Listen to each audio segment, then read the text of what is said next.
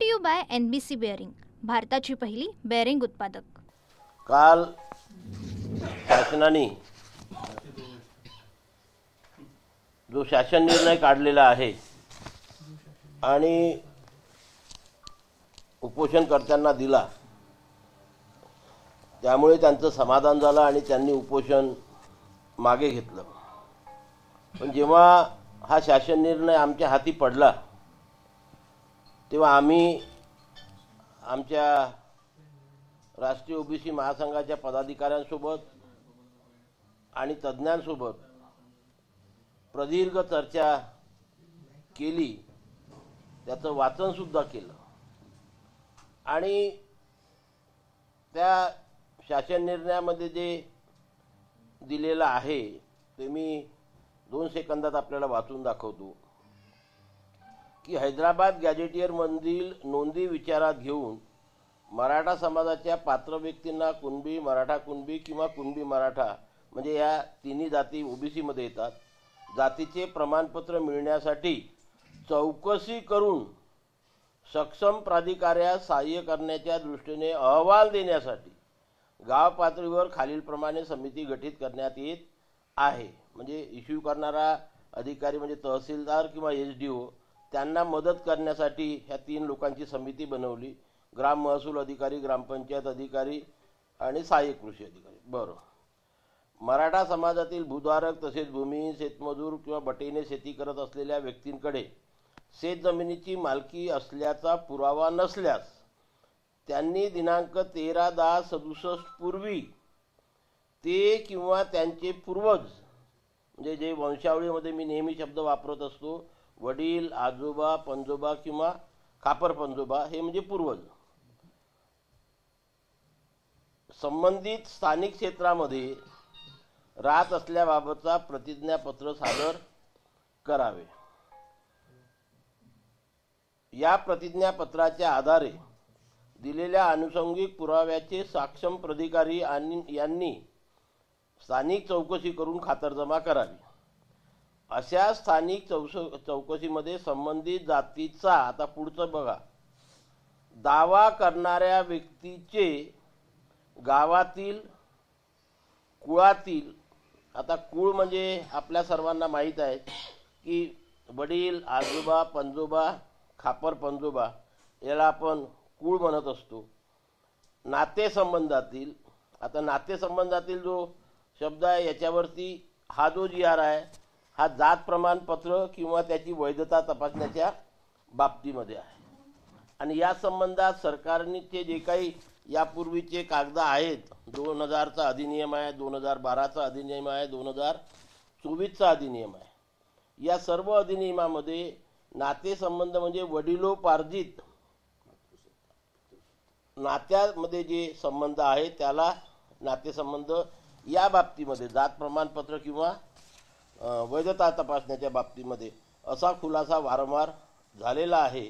नातेसंबंधातील व्यक्तींना कुणबी जातीचे प्रमाणपत्र मिळाले असल्यास, म्हणजे कुळातील जेवढे काही आहेत, चुलत भाऊ आहे, आणखी ते हे आहे, वडिलोपार्जित पद्धतीने ज्याला आपण आपले नातेसंबंध म्हणतो, त्या नात्यापैकी कुणाकडे तरी कुणब्याचं प्रमाणपत्र असेल तर काय, कुणबी प्रमाणपत्र असल्यास व दावा करणारा व्यक्ती हा त्यांच्या नातेसंबंधातील कुळातील असून कुणबी असल्याचे प्रतिज्ञापत्र देण्यास ते तयार असल्यास, म्हणजे जे नातेवाईक आहे त्यांनी सुद्धा ते प्रतिज्ञापत्र द्यायचं आहे की ही व्यक्ती आमच्या कुळातीलच आहे आणि आमचा नातेवाईक आहे ना, आमच्याकडेही कुणबी प्रमाणपत्र आहे, असल्या प्रकारचं प्रतिज्ञापत्र तो देण्यास तयार असल्यास तसे प्रतिज्ञापत्र घेऊन उपरोक्त नमूद गाव पातळीवरील स्थानिक समिती, वंशावळ समितीच्या सहाय्याने, पुन्हा इथे वरती जे 3 लोकांची स्थानिक समिती दिलेली आहे ती स्थानिक समिती वंशावळ समितीच्या सहाय्याने, आता वंशावळ सर्वांनाच माहीत आहे काय की माझे पंजोबा कोण होते किंवा खापर पंजोबा कोण होते, त्यांचे पोरं किती होते, मग माझे आजोबा त्याचे किती भाऊ होते, मग त्याचे पोरं, मग माझे वडील ते किती भाऊ, त्याचे कसे पोरं, याला म्हणतात वंशावळ। या समितीच्या सहाय्याने ती चौकशी करेल की या पूर्ण चौकटीमध्ये जो कागदपत्र मागतो आहे तो बसतो किंवा नाही, चौकशी करेल. त्या चौकशीच्या आधारे सक्षम प्राधिकारी अर्जदारास कुणबी जातीचा दाखला देण्याबाबत निर्णय देईल. अशा प्रकारची कार्यप्रणाली याच्यामध्ये दिलेली आहे. मात्र नातेसंबंध जो उल्लेख करण्यात आले त्यावरूनच काही संभ्रम आहे आणि आक्षेप नोंदवले जात आहे. कारण की नातेसंबंध म्हणजे आपण पाहतो की आंतरजातीय जर विवाह झाला आपल्या कुणबी समुदाय तर तो समोरील माझा सासू सासरा असा देखील नाता जोडू शकतो आणि यामध्ये समाविष्ट करू शकतो. त्यामुळे एक भीती जी आहे ती व्यक्त केली. नाही, मी सुरुवातीलाच आपल्याला स्पष्ट केलेलं आहे की जातीचा दाखला काढणे आणि त्याची वैधता तपासणे या दोन बाबतीत नातेसंबंध म्हणजे वडिलोपार्जित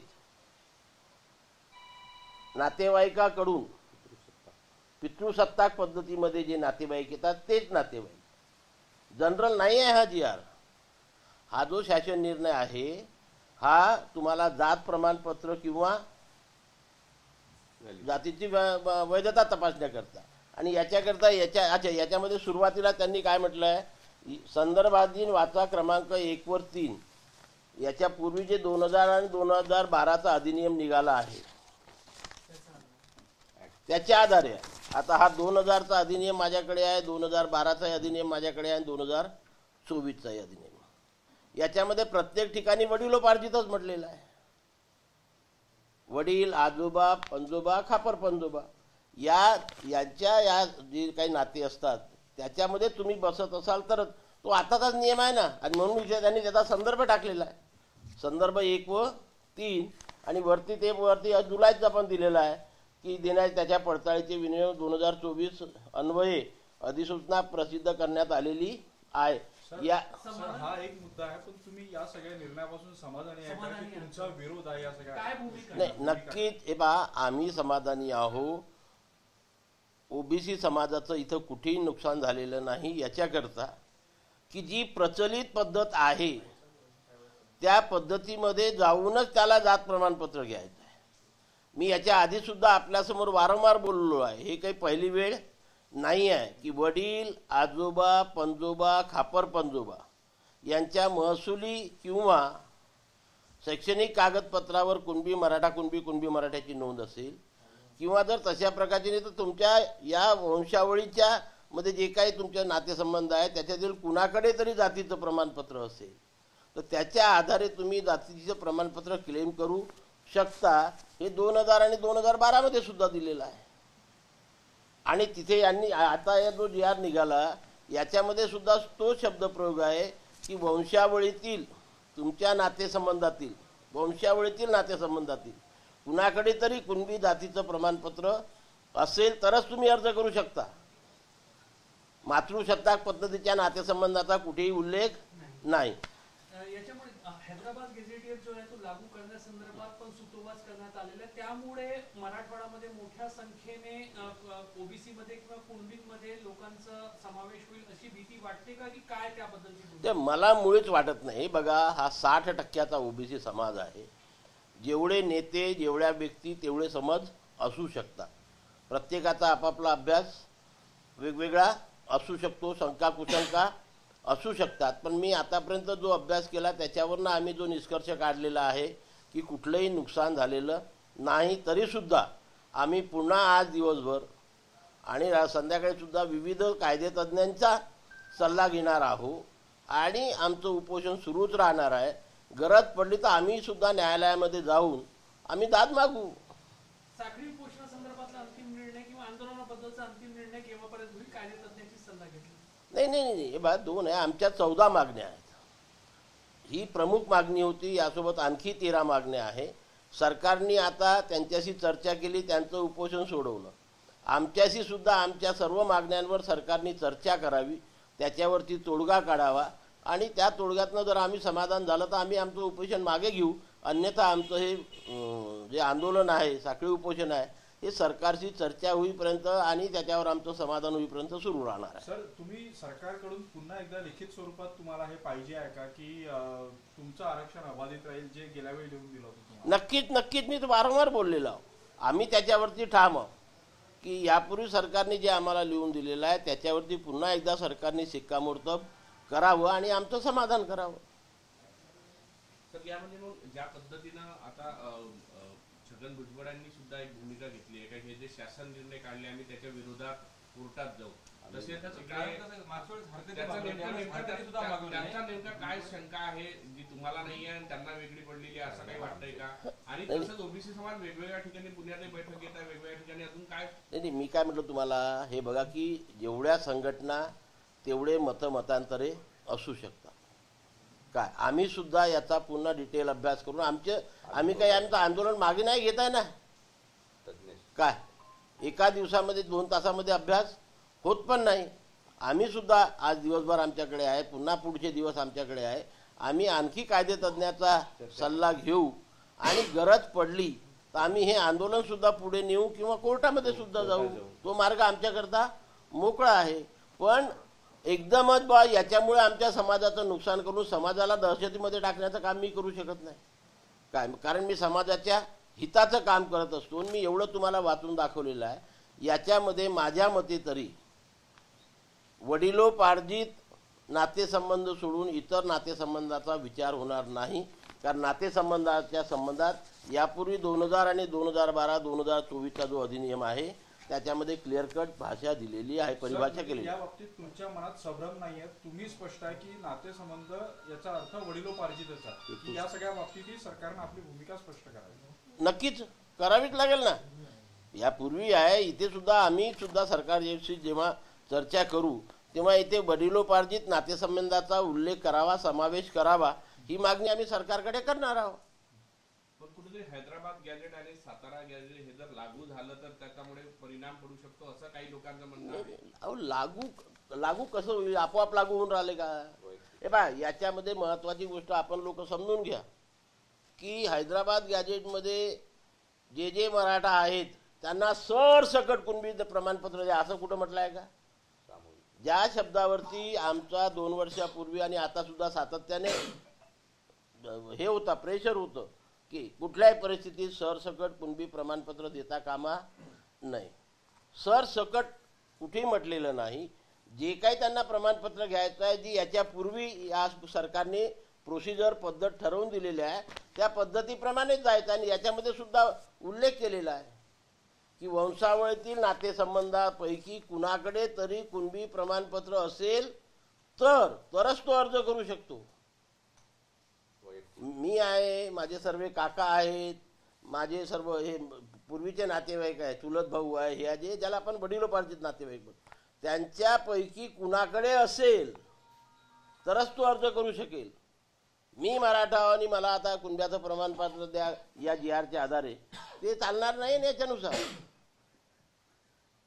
GRमध्ये स्पष्ट तो उल्लेख केलेला आहे आणि म्हणून माझ्या मनामध्ये कुठलीही शंका नाही आहे. यात लक्ष्मण हाकेंनी असं म्हटलं की यात मोठ्या प्रमाणात पैशाचे व्यवहार होऊनही आता सर्टिफिकेट घेतले जाऊ शकते अशी शंका त्यांनी व्यक्त केली. त्यामुळे ह्या GRची होळी करा असंही त्यांनी. शंका कुशंका व्यक्त करणे मी त्या मताचा नाही आहे. GRमध्ये काय दिलेलं आहे याचं स्पष्ट वाचन झालं पाहिजे आणि परफेक्ट शंका नाही, परफेक्ट सांगा ना की इथे आमचं नुकसान होते. शंका कशाला व्यक्त करायचं? मी आधीच सांगितलं की 60% OBC आहे. प्रत्येक आमच्या शैक्षणिक क्षेत्रामध्ये एक परिभाषा आहे की जेव्हा 6 अकॅडमिशियन एकत्र बसतात तेव्हा तिथे 7 मतं असतात, 6 मतं कधीच नसतात. तसंच इथे आहे ना की जेवढे नेते एकत्र बसतील तेवढे आपसामध्ये वेगवेगळे भिन्न भिन्न मतभेद असू शकतात, मतभिन्नता असू शकते. पण शेवटी त्याचं कन्क्लुजन काय याच्यावरती आपल्याला विचार करावा लागतो. आम्ही सुद्धा तज्ज्ञांशी चर्चा केली. आमच्याकडे सुद्धा चांगल्या प्रकारचे तज्ज्ञ आहेत. त्यांच्या मते याच्यामध्ये कुठल्याही प्रकारचं नुकसान म्हणजे गैरमार्गाने लोक OBCमध्ये म्हणजे कुणबी म्हणून येतील असा कुठेही या ठिकाणी उल्लेख केलेला नाही. Brought to you by NBC bearing, भारताची पहिली बेअरिंग उत्पादक.